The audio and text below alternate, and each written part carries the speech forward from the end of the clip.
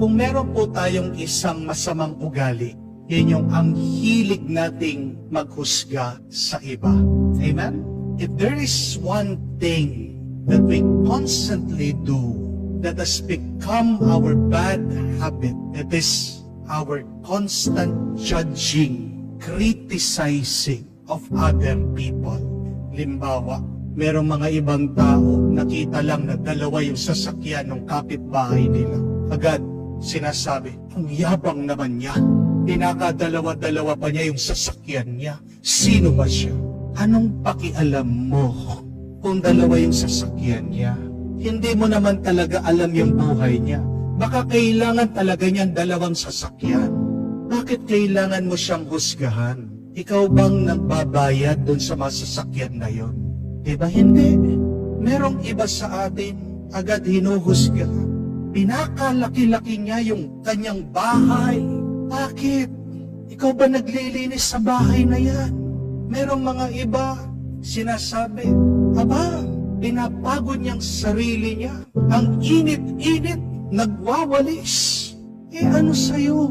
Kung talagang gusto niya magpapawis, baka mataas yung kolesterol niya. Pag namatay siya, di makipaglamay ka. Problema niya yon. Kung mahilo siya, di po ba? May sarili kang buhay, buhayin mo. Kung gusto nilang magpawis, mainitan, problema ng ibang tao yon. Amen? Alam niyo po kung sino yung mga pinaka-judgmental? Sino yung mga mahilig mangutya ng iba? Kayong mga babae. Amen? Paumanhin po. Pero totoo o totoo? Totoo. Kung minsan, magkakaibigan na yan, ha? Pag umalis yung kaibigan nila, sila-sila, kinukutya ang bawat isa. Ang taba ng kumari natin ngayon. Nakita mo ba yung mga bilbil niya? Anong pakialam mo? Kung hilig niyang kumain, hindi mo alam na i-stress ang tao. Amen? Yung iba, makikita, tingnan mo naman ang kapal ng makeup. Ano sa'yo? Kung dun siya masaya. Amen? Yung mga iba, makikita, uhusgahan. Nakita mo ba yun? Ang tanda na, nag-skinny jeans pa. Baka nasasabi mo lang yan dahil inggit ka lang. Amen? Be careful when it has become your bad habit of judging and criticizing others. Ano po ang sabi ni San Pablo sa mga tao ng Roma? You do not have any excuse to judge others. Because when you judge others, you condemn yourself.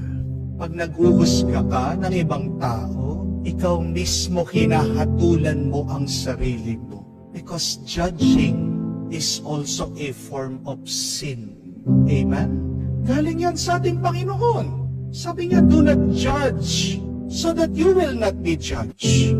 At kung tayo man ay maghuhusga, ano pa ang sabi ni Kristo? Judge with a right judgment. Kung maghuhusga ka, siguraduhin mo tama yung iyong paghuhusga. Hindi yung naghuhusga ka lang na limitado ang iyong alam. Napakaganda nga ng turo pa ni Jesus sa atin sa Ebanghelyo. Sabi niya, dumating siya sa mundo bilang liwanag para iligtas ang mga nasa kadiliman. Pero kung hindi man daw susunod sa kautusan niya ang mga tao, napakalinaw. Sabi niya, I will not condemn them. I will not condemn them. Yan, hukom na ng ating buhay. Oo, huhusgahan niya tayo, bandang huli. Pero hindi yung sa kalagitnaan ng ating buhay. Hindi pa tapos ang kwento ng ating buhay. Siya nga mismo meron siyang karapatan para maghatol. Pero sabi niya, hindi ko kayo hinahatulan. Bakit? Dahil malinaw kay Kristo, sabi niya, dumating ako sa mundo para magligtas ng tao. Akmang-akma po ito, dun sa turo din ng isang santo. Ang pangalan po niya ay si Saint Porphyrios. Sabi niya, our aim is not to condemn, but to correct. Hindi dapat tayo naghahatol, naghuhusga ng ibang tao. Kung nakikita mong mali, edi ituwid mo. Edi pangaralan mo, edi pagsabihan mo. Magpakita ka na magpapabuting halimbawa para ikaw ay sundan ng iba. Sabi pa ng santo, because a man can be lost through condemnation. Ganda po, no? Kung huhusgahan mo at hahatulan mo na agad ang isang tao, imbes na maligtas mo siya, imbes na masagip mo siya, baka papahamak pa siya. Sabi po ng santo, a man is lost through condemnation, but through understanding and help, he will be saved. Kapag nagkakasala ang isang tao, tratuhin po natin ang taong yan ng may pag-uunawa, ng may malasakit, ng may pagmamahal, at makikita mo, pag nararamdaman niya na ginagalang mo siya at hindi mo siya binabastos dyan sa iyong paghuhusga at paghahatol, siya mismo titino, siya mismo aayusin niya ang kanyang sarili. Amen? Dahil, sino po ba sa atin dito ang hindi nagkakasala? Sino ba sa atin dito ang perpekto? Wala. Kung nga ikaw pag nagkakamali ka, ayaw mo na hinuhusgahan ka.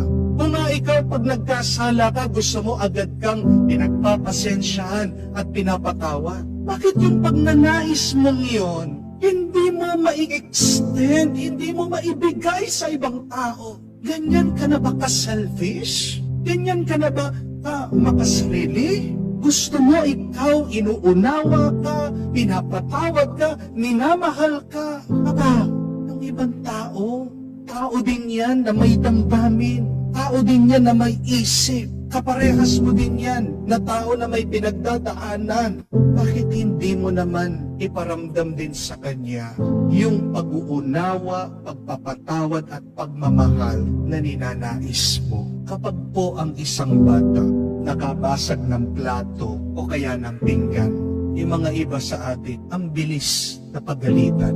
Pero tignan niyo po kung ano magiging epekto nun. Oo, matatakot yung bata. Mag-iingat na yung bata na hindi na niya mabibitawan, hindi na siya makakabasag muli. Pero may hindi ka nakikita. Nagtanim na yan ng sakit ng loob. Di po ba? Kaya bakit mapapatanong tayo? Ang daming mga bata, ayaw nila mag-open up sa inyong mga matatanda. Bakit ang daming mga bata, hindi sila palagay sa mga matatanda? Bakit meron mga bata nagre-rebelde? Baka naman minsan sa kanilang buhay, imbis na sila ay inunawa, inintindi, minahal, pinatawad, agad-agad hinusgahan sila, hinatulan sila, at pinagalitan sila.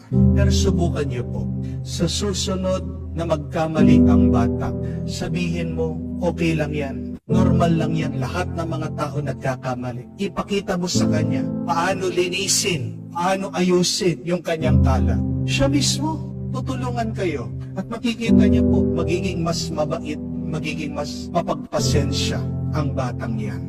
That is not judgment and condemnation that saves. A man is lost when you judge them, when you condemn them. It is love. It is understanding. At yan po ang dahilan bakit dumating ang ating Panginoon. Para tayo iligtas. At paano niya tayo niligtas? Sa pamamagitan ng kanyang sakripisyo sa krus, ang tanda ng kanyang umaapaw na pagmamahal. Sabi po ni Mother Teresa, that when you judge people, you don't have any time loving them. Pag palagi mong hinuhusgahan, hinahatulan, hinukutya ang ibang tao, walang puwang sa iyo, wala kang panahon para unawain sila at mahalin sila.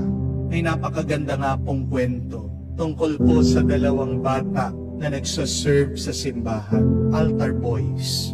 Yung isang bata, nagsaserve po siya doon po sa Yugoslavia. Yung isang maliit na bata, nagsaserve naman po sa Amerika. Yung pong bata na nagsaserve sa Yugoslavia, kwento po, nang minsan dinadala niya yung pong alak, pero bigla po nadapa, nabitawan, nahulog niya, nabasag yung pong baso na perong alak. Nagalit po yung pare, sinigawan yung bata, sinabihan, huwag ka na babalik dito. Ang mahal niyan, binasag mo. yung batang pong yon, hindi na nga bumalik, hindi na nagsimba, at tumigil na po siya sa paniniwala niya sa Panginoon. At nung pagtanda ng bata, naging diktador po siya. Ang pangalan po ng batang ito, nung tumanda siya, ay si Tito, isa pong notorious na diktador doon sa Yugoslavia. Dami po niyang pinatay na tao. Pero yung isang batang nagsiserve sa Amerika, ganyan din po yung naging karanasan. Nabitawan, inalagyanan ng alak, nabasag, pero ang bait po ng pare, obispo po. Sirbihan yung bata, okay lang yan, huwag ka mag-alala, papalitan na lang natin. Pero alam mo, nakikita ko sa'yo, bagay mong magpare. At yung bata pong yun, nung pagtanda, naging obispo din po. Ang pangalan po niya ay si Archbishop Fulton Sheen. Malapit na rin pong maging santo. Sikat po si Archbishop Sheen noong 1950s. Sikat po siya, napapanood po siya sa telebisyon doon sa Amerika. See the difference. Parehas po yung bata nagkasala, nagkamali. Pero bakit iba yung resulta? Iba yung naging bunga. Iba yung naging kahihinatnan nila noong pagtanda nila. Ito ay dahil dun sa kanilang narinig. Yung isa nakarinig ng pag-uusga, paghahatol. Pero yung isa nakarinig ng pag-uunawa, papatawad at pagmamahal. See the effect to people when you judge them, when you condemn them.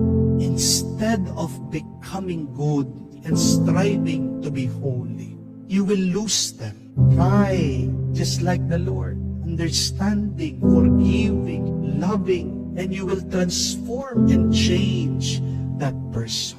Tandaan niyo po, wala kang karapatang maghusga ng kapwa mo. Amen? Kahit na ano yung nakita mo, kahit na ano yung naiisip mo, kahit na ano na narating mo sa buhay, kahit na gaano ka kayaman, wala kang karapatan na maghusga, maghatol ng iba. Pero tandaan niyo po, binigyan ka ng lakas ng Diyos para magmahal. It's a very important lesson. You do not have any right to judge others. And yet, God has given you the power to love.